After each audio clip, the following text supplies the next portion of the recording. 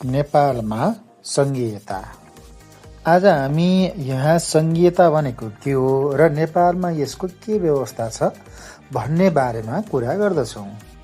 देशको साझा संविधानको अधीनमा रही देशलाई विभिन्न स्वायत्त प्रदेशहरूमा विभाजन गरी बहुतहका सरकारद्वारा शासन गरिने विकेन्द्रीकृत शासन प्रणालीलाई सङ्घीयता भनेर भनिन्छ।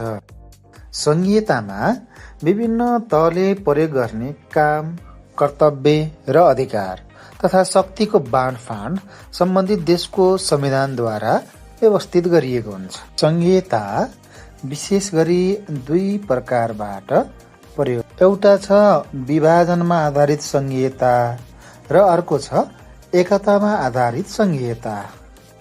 र नेपालको सङ्घीयता विभाजनमा आधारित छ, जस अन्तर्गत नेपाल निम्न 3 तहमा विभाजित छ: सङ्घ, प्रदेश र स्थानीय तह।